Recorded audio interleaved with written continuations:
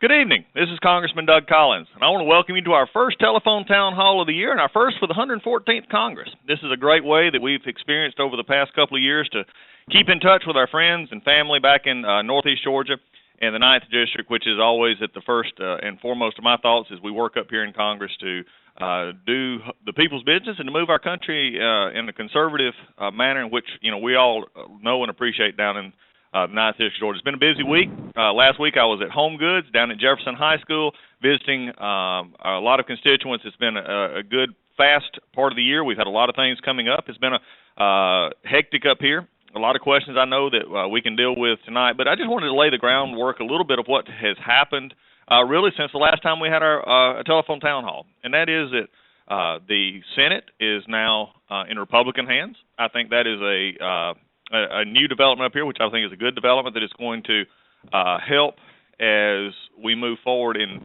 looking at legislation. And as we do so, that's going to also, for the first time in a number of years, actually, I believe, bring the Senate and the House together to pass conservative legislation, move that on to the President's desk where he'll be forced to either veto or sign that legislation.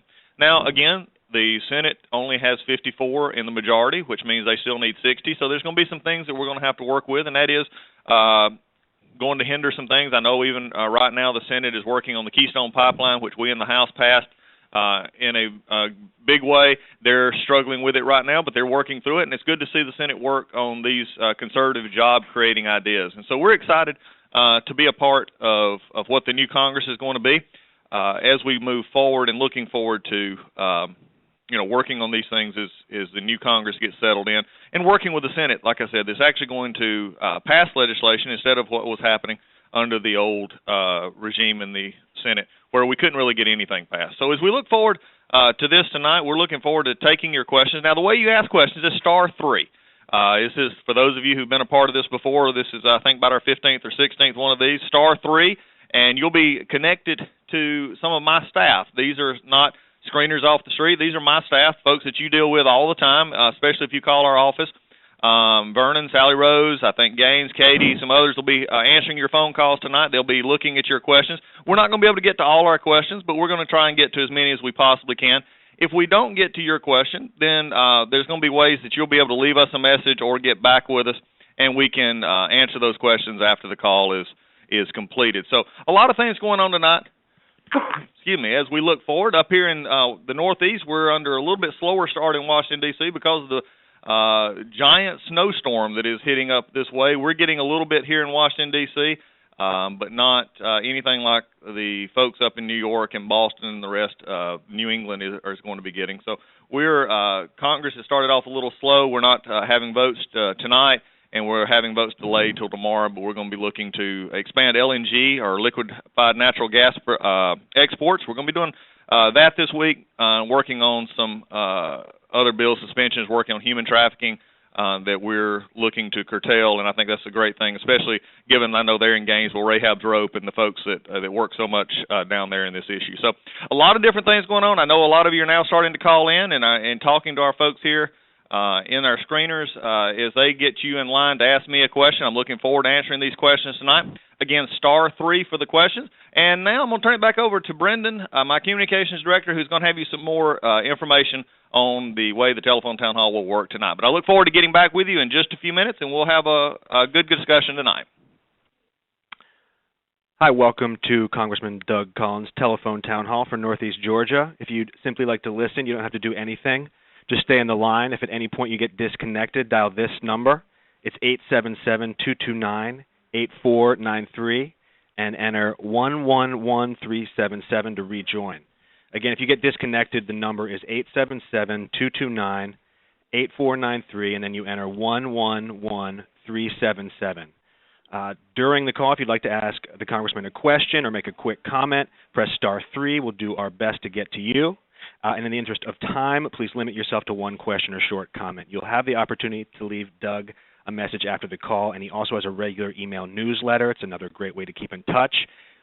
Please sign up for the newsletter at dougcollins.house.gov online. It comes out about once a week, and your address won't be shared. Doug is on Facebook and Twitter. Look for Representative Doug Collins. Before I turn the call back over to Congressman Collins, remember, if you'd only like to listen, just stay on the line. And if you get disconnected, call us back at 877-229-8493. Enter the code 111. That's 111377. Press *3 to ask a question. We'll do our best to get to you. This information is also at the Congressman's Facebook page if you want to look very quickly. And anyone who doesn't get a chance to ask a question but would like to, just visit our webpage, dougcollins.house.gov, and look for the Congressman on Facebook and Twitter. His office number in Gainesville, that's your district office, by the way, is 770-297-3388. And with that, we'll start taking your calls. The first up is Frank in Lumpkin County. He's concerned about H.R. 470, the sale of some forest land there. Good afternoon. Good evening, Frank. How are things in Lumpkin County tonight? Oh, it's great. It's a little bit chilly up here. I thought it was going to snow, but it's dark. Sky was real dark here tonight. Oh, gracious. Well, hopefully, I know there's some of the higher parts they might look at getting some snow tonight, but hope you'll stay in. If you got a good fireplace, it'll be a good night for it. Yes. Say, Doug, people up here just found out about your H.R. 470 bill, and a lot of them are getting all fired up about it. They're very possessive of the national forest up here, and they're dubious about any effort to sell it to private interests or sell parts of it to private interests. You need to get out in front of this and get up here and talk to these people, because you're going to get a big backlash on this, I believe. I've looked at your bill. I've got a copy of it. I've also looked at the parts there where it shows where it's going to take these little parcels, those two maps. I've seen the two maps. What I'd have to say about this is that sounds pretty innocent, actually. It's a very small amount of land. And I live right on the edge of the national forest here in Lumpkin County, and there's lots of parcels that are outside the national forest that are along the edge, are completely outside the national forest. And it does make sense to me to do that, but what it looks to me like is this is kind of a Trojan horse here. What's going on? Why are they pushing this at this time? You know you're going to have trouble on this. Congressman? Well, Frank, I appreciate the question, and it's a new bill that came out. This is a bill that is supported, and I appreciate you bringing the question, because it is something that we're explaining. We just rolled it out this past week. We've worked on this in conjunction with the Forestry Service and also with conservation groups as well. This is a better way, and what you said is truly what this bill is. No Trojan horse here. There's nothing that is, taking or moving, but it's simply taking, localism and taking lands that are surrounded or islands and making it better use of not only the Forestry Service resources, but also local resources as well, so that you have both a local government input, which the local governments are very supportive of this. Conservation groups have been very supportive of this, because it actually provides, in certain ways, better access to public lands. It provides access that is more contained, especially when you have the areas in which you have the lands that are islands or unreachable, in which the Forest Service basically is having trouble, connecting to, because they're isolated from that property, or having the public land that is out there as well. So it's a way to swap that out and get better use for both people. This is a bill that, frankly, that Forestry Service has been working on for a while. I know that the senators have been working on this issue for a while as well, Senator Isaacson and Senator Chambliss before. But the biggest thing about this is localism. It just goes back to letting the Forest Service work with the local governmental communities and the folks in the area to do the best use of land for Georgia and for the 9th District. This bill is not a Trojan horse. Anybody that would say that I would just have to say they need to read the bill, talk to Forestry, talk to us. We're more than happy to explain it as we go forwards. But this is again goes back to the heart of what I've tried to do in Congress, and that is use the best use of federal resources. I believe that all of these dollars are taxpayer, come right out of the back pocket of me and you, and we're trying to make sure that we use the best resources we can. So, Frank, anybody that is concerned, please have them call our office. I appreciate you starting the night off with a great call. Tonight, if maybe no snow is up in Dahlonega and Lumpkin County, but we want to continue to work in what's best, and this bill is simply a common sense measure that will allow us to do that, and we're looking forward to talking about it even further and working with anybody that has any questions. Brendan, what's the next call? Just a reminder, everybody, press *3 to ask questions. And we have one right now from Nelson in Blairsville. Congressman, what are you doing to bring manufacturing back into the U.S. Economy? Nelson in Blairsville. Nelson, you yes, there? I'm here. I'm here. Oh, good. Yeah, now, my question was actually what you were particularly doing. My question is, what can be done to bring some of the manufacturing back in the United States? I'm tired of buying things from China, and not having any jobs here in the United States for our young people. Well, Nelson, that's right, and especially up in Union County and Blairsville, those are things that we're very concerned about, and especially our counties, and finding those good jobs that keep people and their young people at home where they can have an opportunity to earn a living, stay in the communities in which they grew up in.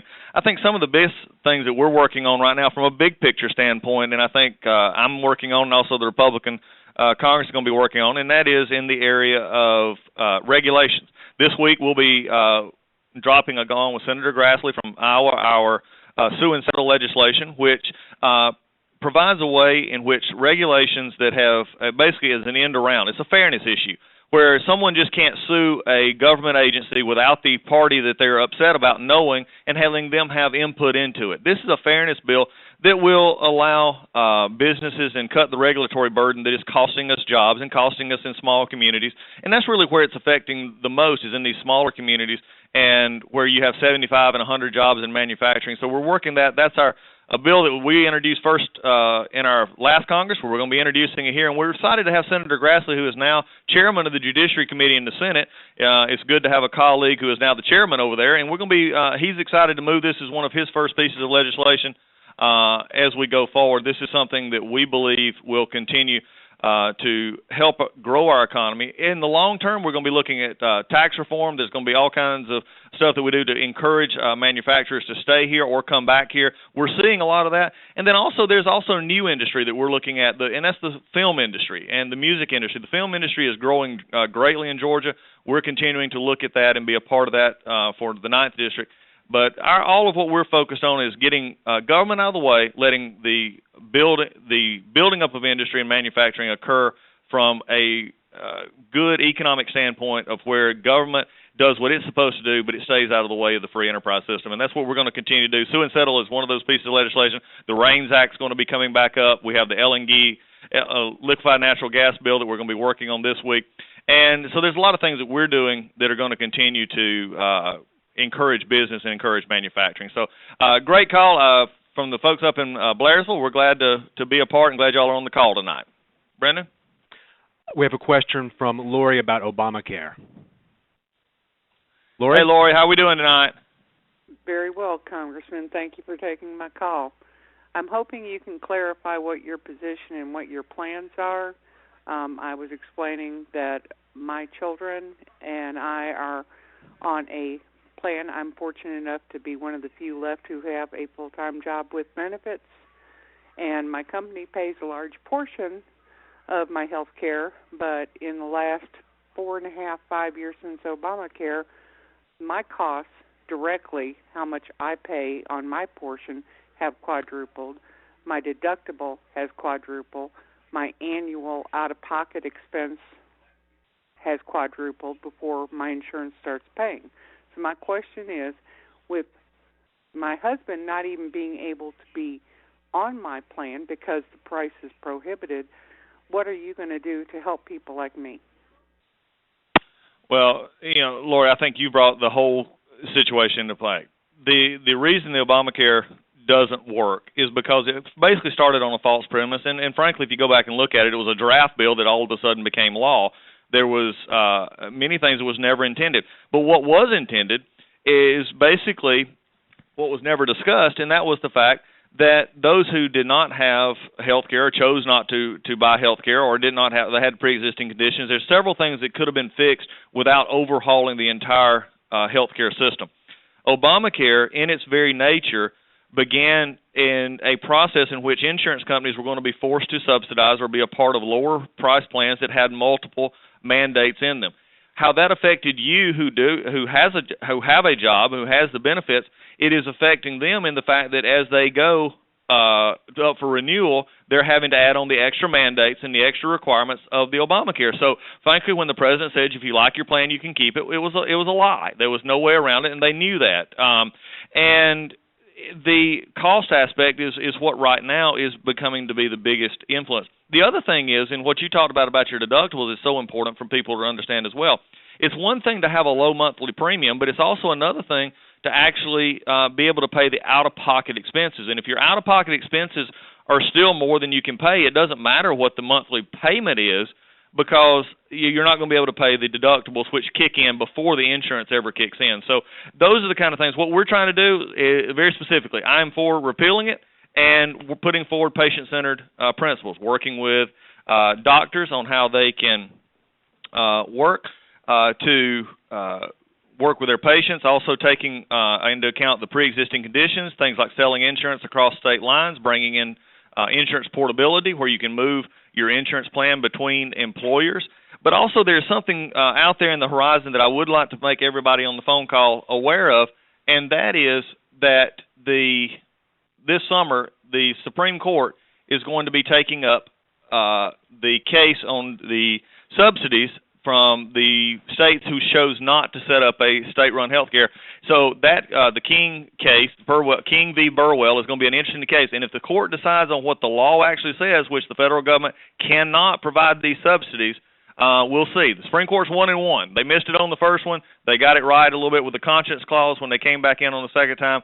But at this point, this will be one that would really collapse Obamacare completely. So we're anxiously waiting for the oral arguments in March, and then see what the court does in June of this year. So it's a great question. We're going to continue to fight this tooth and nail. It's really turned out to be a disaster. What I believe was intended for good has unintended consequences that has just made it bad for business and basically bad for health care. Brendan, what's the next call? Yeah, we have Betty with a question or comment about the Veterans Administration. Betty? Hey, Betty, how we doing tonight? How's Elberton? Hey, it's okay, a little chilly. Congressman Collins, I just wanted to say thank you so very much for the work that you did for my husband, Harold Bailey. We sent you all the copies of his medical records, and he was awarded 100% disability. And it only took about 30 days for us to get it, and he had been fighting it for like 7 years. And my husband passed away July of last year, but I just wanted to say thank you so much for all the work you've done for me and for him. He had Agent Orange and had to have prostate and bladder surgery removed. So I appreciate what you did with the VA, because we had been turned down so many different times, about 7 altogether. So, well, Miss Betty, I mean, one, your husband was a fine man who served his country, and I know you miss him, and the family does, and that's you've hit on something that really is what a lot of people ask. What do I like about being a congressman? What is one of the things that gives satisfaction? That's actually seeing things done. Sometimes when it gets very frustrating up here in Washington, we've got great staff in Gainesville and also here in D.C., but our Gainesville staff works with folks on veterans issues, Social Security, passports, IRS issues, and Cindy and Catherine and Jackie and Tina and Bill and Joel all work so hard to do this, and the information that you provide, Miss Betty, help get those benefits. And for folks who may be on this call who've never thought about calling our office for help and assistance in these issues, especially VA, not only are we having a VA a Veterans Fair that we're going to have in Blue Ridge coming up next month, and we're going to be sending out more information on that, but also they can always call our Gainesville office at 770-297-3388. And we'll be happy to start a file and a case file there on those issues, and we would love to help anyone on this call that really needs that. So, Ms. Eddie, I appreciate you calling in from Elberton tonight, and thanks for those kind words for the staff. They did a great job, and I appreciate your husband's service, and I appreciate your service. As a spouse, sometimes that's overlooked, but your service as well is so deeply appreciated. When I was overseas in Iraq, it was my wife who kept the house going and the family going, and you can't put a price tag on that. Thanks again for the call. Brendan, what's next? Sure. If anybody would like to ask a question, press *3. We have one right now from Paul from LJ about agriculture. All right. Paul, are you there? Yes, sir. All right. How's LJ tonight? It's cool and breezy. Cool and breezy. Well, you know, you got to get that cool down, get them apples and peaches ready to go for next year. Well, let's put it this way. What do you mean next year? This year. Yeah, well, this year. That's right. Golly, it's flying by so fast. I forgot we're already into this year. So, what's your question tonight, Paul? What are your intentions to help bring agriculture back to North Georgia and to help slow down some of the subdivisions that is destroying croplands that then doesn't even sell? Well, you know, Paul, I think that's a great thought. Agriculture is by far the largest economic driver in the 9th District, and it's whether it be apples or peaches or chickens or cattle or even up to our wineries and things that we now have in our district. So things that we're looking to do to focus on ag and the land being taken up, those are things that we're looking to say, how do we promote ag and how do we promote basically the family farms and the farmers who are doing it. You know, one of the things that we're doing is the ethanol mandate. We're looking to do away with that. Right now it is harmful to our farmers, especially in the poultry and our cattle, driving up cost of feed, and right now it's a little bit lower at this point, but it's being artificially raised by the ethanol mandate. So we're going to continue to fight against that, working with our folks, and going for there. We're also working with our folks on water, which is huge for agriculture in our area, making sure that the streams and waters protected, especially in the water wars of Lanier, Hartwell, and the Savannah River Basin, plus the Chattahoochee Basin. We're also continuing to work with the employers, especially on the regulations. We're actually working with some of our poultry facilities to deal with, how can we turn out more product at a safe rate, but also get around some of the government regulations that keep slowing it down. And then really, and also one of the last things is our specialty ag market, where we have a great deal of new crops, and from farms in Blue Ridge to Ellijay to Gainesville and Lula, where we're growing strawberries. We're doing a lot of different things that are really setting agriculture ahead in the 9th District. And one of those things also is our wineries, and I think that has really upped in production over the last few years in Northeast Georgia. So there's a lot of things that we're going to continue to fight for in agriculture. And again, growth is always an issue, but that's a local issue that they're going to have to deal with. What we want to do is promote the benefits of agriculture, and we're seeing some progress bringing back, but it's going to take a lot, and we're going to continue to work on it. But I appreciate your call tonight. For anybody who would like to ask a question, dial *3. Nancy from Cumming has one about the Tea Party. Nancy should be on. Hi, Congressman. Thank you for taking my call. Hey, Nancy. How are you tonight? I'm good, and you? I'm doing well. I'm talking to the 9th District of Georgia. I couldn't be happier than the pig and slop, as they say. Well, thank you very much. And thank you for taking my call. And I enjoy the forum when I get a call, and I enjoy listening to it. Oh, but great. I'm glad you're participating. I've wondered several times. What I hear so many times about the Tea Party and the Republican Party bickering back and forth. Are they not on the same side? Aren't they for the American people? And my understanding of the Tea Party is that they just believe in going back to the Constitution, and I believe in that. Well, yes, ma'am. I think and I do as well, and I think that's why.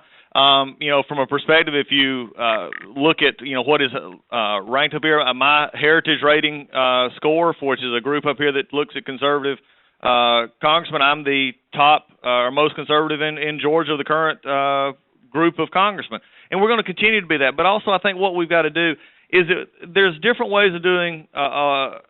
Of talking, there's different ways of coming to the same conclusion. And conservative values are conservative values, and that means limited government, more personal freedom, reining in this budget, and doing the things, and reining in the executive branch's overreach in a lot of different areas, ranging from environmental protection to immigration and back. And I think what we've got to do is both Tea Parties, Republicans, and I go back to what I've always said about myself is I'm a conservative first. And a conservative who believes in the principles of limited government, we may not all agree on how to get there. There's a lot of it. I've talked about this on the radio. I think many times we have the same end goal, and it's just a matter of how we get there and how fast we can. And one of the things we've been dealing with up here is a divided Congress in which Harry Reid has controlled the Senate and not let anything pass. What we're wanting to do now is push the conversation with conservative legislation that brings and restores order to the constitutional branches of government, get that over to the Senate. Now, they're not going to be able to pass everything, I would like to see them pass, or even as conservative as what we pass out of the House. But they're going to actually work with us, and we're going to put stuff on the president's desk for him to sign. I think the bottom line is from our perspective, government has grown at a gigantic rate over the last 40 years under both Republicans and Democrats. I think what we've got to be honest about is it's time to bring that back in.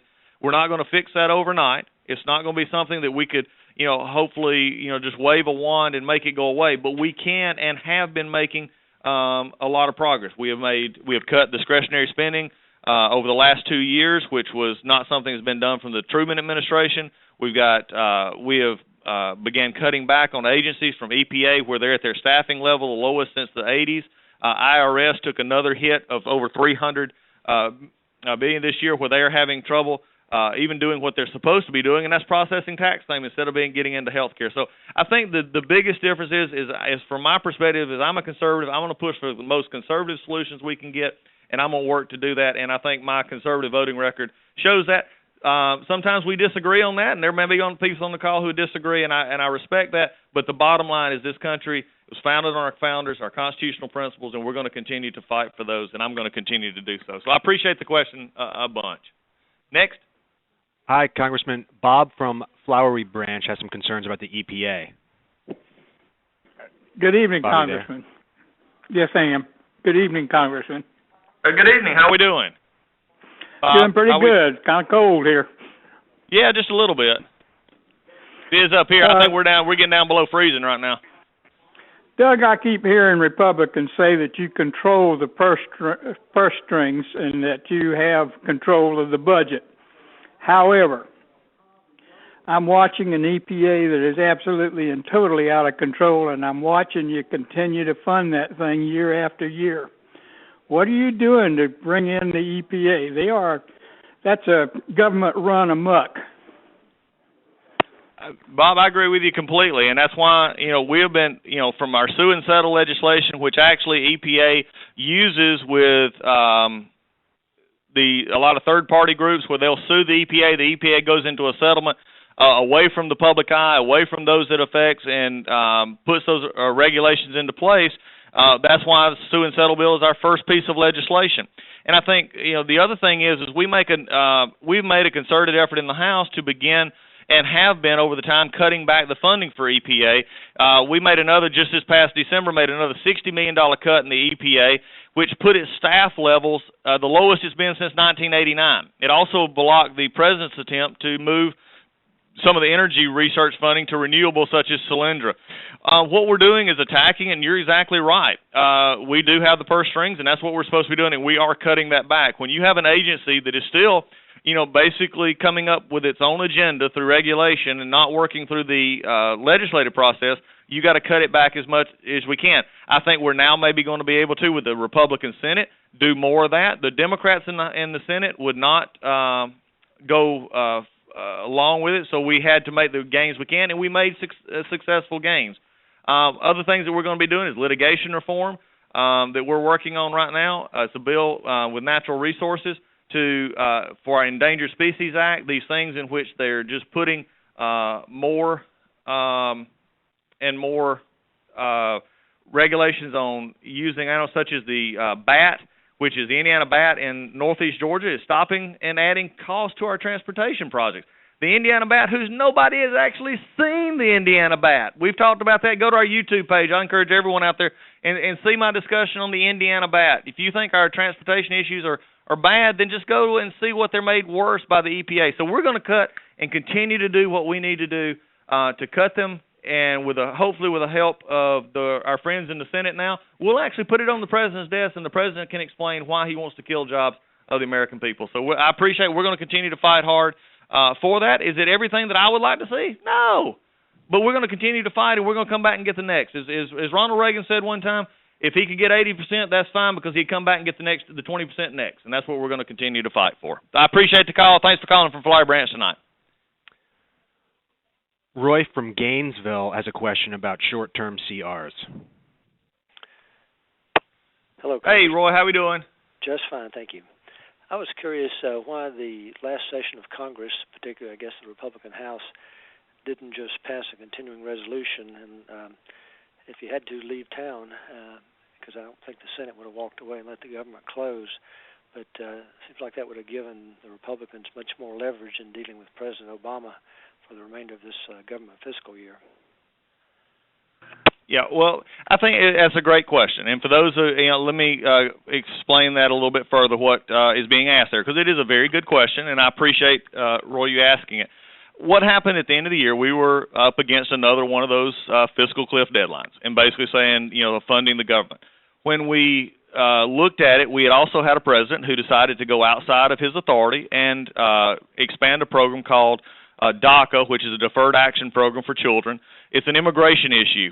And so we were confronted with, how do we confront the president on his actions as far as spending in the immigration side?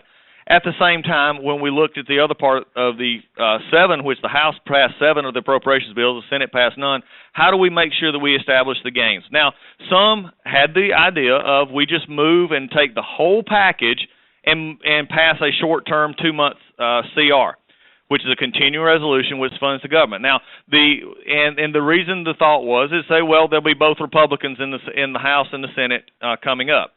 Well, there's 2 problems with that. One, the first was it would take the whole focus away from the immigration issue that the president had thrust upon the American people. We would not be able to talk about that like we did 2 weeks ago when we passed the Homeland Appropriations bill with the bill. Actually, one of my bills was in that piece that defunded the overreach, the amnesty of the president, and we're going to continue to fight for that. Now it's up to the Senate to step up to the plate and pass that bill and put it to the president's desk. The other issue is that if we'd have put it all into the next session, so now instead of talking about immigration, we would have been talking about shutting all of the government down or running the government at less than full. And in our opinion, in my personal opinion, that would have put the president at the distinct advantage. He would have used everything he could to talk about everything else except his illegal action. So what we did is and one of the questions I asked too is did we actually believe if we just pushed it to 2 months that we would get all of the gains that we got in December?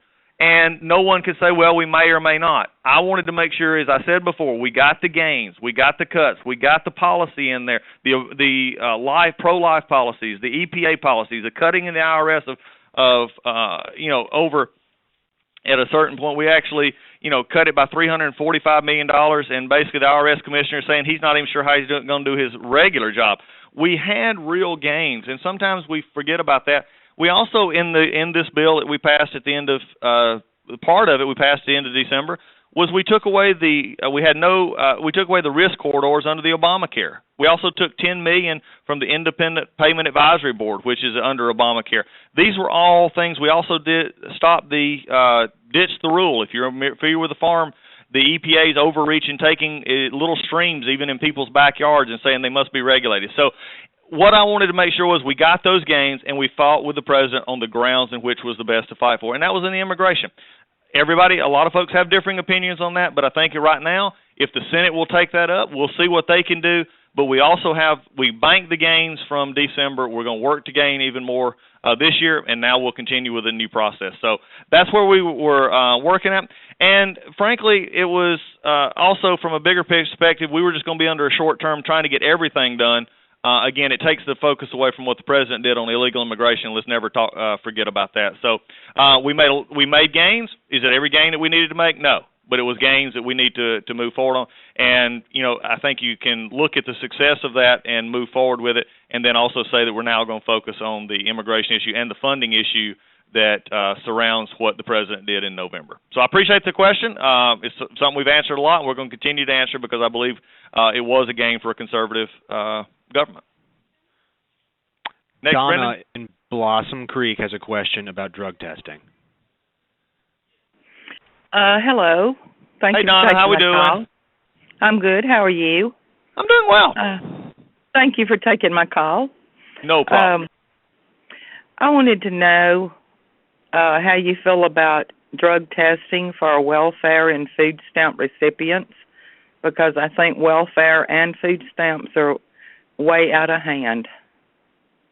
Yes, ma'am. I think we've already voted on that up here. I voted for the amendment that would do that, and also going back on my experience, I did serve 6 years in the Georgia legislature, and we passed that legislation in Georgia as well. So I'm a firm supporter of that. But also, you brought up the question of the programs. I think this is an area that we as a Republican Congress are now need to take up. We need to take up welfare reform again. We need to take and put back in what the president has undone that was done in the late 90s, where we actually did have a reduction in welfare. We had a reduction in these programs that really just bred dependency. And I'm more about a party that in an opportunity society instead of a dependency society. And those are the kind of things that we've got to work on. So I agree with what you're saying, but also I think we've got to take those steps to, continue to move forward to make sure that welfare reform and entitlement reform is something that we have to look into if we're going to make a dent into our budget deficit and our national debt. So I thank so much for the call. Jane in Gainesville has a question about national security. Hey, Jane, how are we doing tonight? Hey, good evening, and thank you for taking my call. Well, no problem. It's always good to talk to you. Thank you. The reason I'm calling is I'm so annoyed at the way that the Democratic Party, and Obama especially, will not address our true enemy in the Middle East. He won't name it. He won't describe it. He doesn't do anything. And I think he has set a precedent that, especially after some actions that he has taken, that he's too flexible. He's manipulating the whole aspect, and I'm kind of wondering what aspect is he coming from? Is he going back to his roots as becoming instructed by Muslims in Indonesia and enjoying that whole aspect of that aspect? Or is he looking at the threat that this is doing to our free societies within the global world? And it's very perplexing and very confusing, and I don't think he takes a hard enough stand. He doesn't. It seems like he doesn't want to, and this is dangerous. This is dangerous for us, and it's dangerous for other free societies within the global world. Jane, I agree with you completely, and as someone who has served in Iraq, I mean, this is we've got to deal with what this is. It is radical Islamic terrorism, and the president he can jump around it. He can obfuscate. He can not have his press secretary call it whatever. You can split hairs, parse hairs, but these people have no regard for human life. It is time that the president stand up and say that if you get on the TV, you put on a YouTube video and say, I'm going to cut somebody's head off just because I don't believe in what they want, they believe in, or I want money from a government to extort them. That is, and then they do so in the name of Allah. That is radical Islamic terrorism. And anybody who says differently or doesn't say it is being politically correct to their detriment. I don't think it's politically correct. It's just wrong. And our standing in the world is not based on how well we get along with people. I've always believed that our respect in the world comes from a respect on who we are, what we stand for, and a fear that you're not going to do the things of terrorizing people in this world. So I agree with you completely. I think what is going on is in this administration is a diplomacy kind of process. What was really disturbing to me the other night in the State of the Union was that the president seemed to think that political prisoners all over the world were bad except in Cuba. I mean, we have such a bad foreign policy right now in that regard, and I think it's because we're trying to be nice with people who don't want to be nice to us. And basically, at my heart, I'm a loving and a forgiving. My faith teaches me to do that, but also I have to be honest with and call evil evil, and this is exactly what it is. Radical Islamic terrorism is evil. So, Jane, I agree with you. We're going to continue to call it what it is, and we're going to continue to fight with this administration to acknowledge it. Brendan, what's next? Sydney has a question about returning vets. Okay. Sydney? Hey, Congressman, how you doing? I'm doing good. How's I want to Toccoa? thank it's a little chilly. I love it. What's going on? I want to thank you for your services in the 9th District. Well, thank you, Sydney. We're working hard every day to try and make the people of the 9th District proud. I just wanted to ask the question about, the war is over now and everything, and what are you going to do to transition the military soldier into the civilian life? How are you going to help him?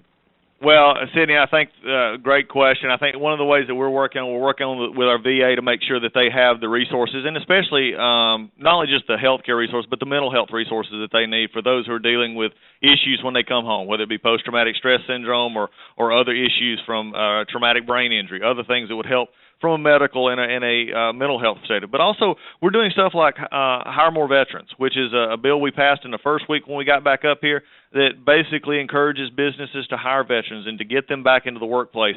There's not going to be a stronger advocate for veterans in the workplace and people hiring veterans than me, because I believe that transition is back. These men and women have give everything to go and serve, and then when they come back, the country owes it to them to take care of them. One of the ways we're introducing a newborn bill for women who are still who just got out. We're seeing a whole group of women who are still of childbearing age who are going through the VA system instead of the Department of Defense, and so we're introducing a bill that will help those who have maybe some babies who need a little bit extra time in the hospital, so that those mommy and daddies can worry about their babies getting better and not having to transfer out because their VA benefits are not going to allow that. So we're going to be dropping that. So anything we can do to make that transition to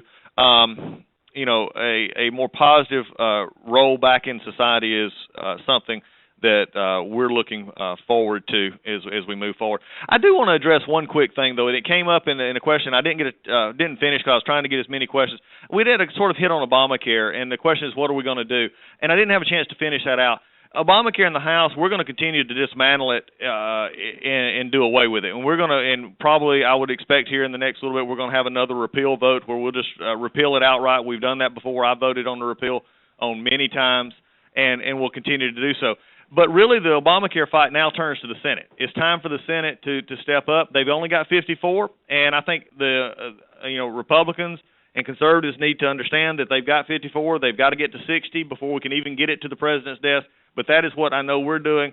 So it's a total fight now. The House and the Senate the Senate has got to step up to the plate as well. The House is going to continue to do everything to fight Obamacare. The Senate needs to step up as well, and we're going to look forward to having those conversations. I know our senators are committed to getting rid of it, and I'm looking forward to working with them to do so. Brendan, what do we have next?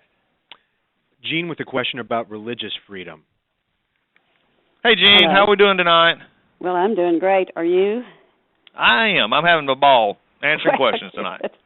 Well, I am just real disturbed about our religious freedoms being taken away from us, and we're being forced to believe or accept things that are just plain wrong. They're evil, and you can just tear down what our religious, the things our nation was founded on has what's kept us at the top for hundreds of years. If we abandon those religious freedoms and the things that are right, then I think we'll go downhill. I'm just real concerned about that. They're making us accept homosexuality as being right, abortions as being right, and they're teaching our school kids things that are wrong, and I'm just real concerned about that. Well, Gene, I share your concern. My faith background is being assaulted. It's amazing. It seems like you can attack Christianity at any turn and not tend to have any problem or overthrow from that. But yet, if you attack other religions, it's a different issue. And I think what we do, and what you made a very good point on, is I'll never call good evil good. And I think what we've got to do is we have to stand for our freedoms. The great thing about our Constitution, it gives all of us our religious freedoms. It gives us our ability to state our positions. And I encourage, especially believers, to get out into and stand up for their beliefs and stand up for their faith. I'm going to do so. I've been doing so with our military chaplains and making sure that they can actually do what they're supposed to do with inside the tenets of their faith. When we have chaplains who are reprimanded for doing basically nothing wrong except using their faith, that's just a wrong answer, and we have been up front with that, and we're going to continue to hold the military accountable when that happens. And we see it in our daily lives as well. I'm pro-life. I believe that life is precious from conception to natural death. And I think we've got to continue to fight for that. And the issue we've got to focus on is life. It's about families. It's about birthdays. We've got to focus on the things that matter when it comes to sharing about life. And now with ultrasounds, with medical advances, science has shown that little baby in there is a baby, and we got to continue to fight for that. So those are the kind of things we're going to be fighting for as we go. I am just amazed at how many times that we look around and we see these assaults, but we're going to keep standing up for those and fighting those on every level. As we get sort of to the end tonight, it looks like we're coming to a close. Brendan, do you want to say a few words before it comes back to me and we close this thing out tonight? Sure, just a couple things. To anyone who didn't get to ask a question tonight, we'll be having another telephone town hall in the near future. You can also visit the Congressman's website at dougcollins.house.gov. Look for him on Facebook and Twitter. His office number in Gainesville is 770-297-3388. That's 770-297-3388. Congressman, do you have a final message? I do, and it's just that it's always good to talk to the folks in the 9th District. We're always out and about. I would encourage you to come see me, call me, get questions to our office. If you have a question about anything we voted on or anything that we may do, please call us. We'll get back in touch with you. We're going to be all over the district, going to plants, going to school groups, going to Kiwanis clubs, going to Republican Party meetings, going to other meetings. You'll see us around. You'll see me in the Kroger. If you have a question, just find me in the stores. I'm happy to talk about what we do here, because first and foremost, it is truly my honor to represent the 9th District. I'm excited to do so. As we begin this new 114th Congress, I'm excited about where we're headed. I'm excited about the new Republican Senate, and also moving forward with a conservative agenda. So I look forward to seeing you in and around the 9th District. We're going to have these calls regularly. We encourage you to be upon them and be a part of them. The questions tonight were great. Again, the biggest thing that I want to emphasize is we look ahead. We're going to fight for the conservative values of Northeast Georgia. We've never backed down on that. It's shown in our voting record, and we'll continue to fight for those values every day. So God bless you. Stay warm tonight, and I look forward to seeing you back in the 9th real soon.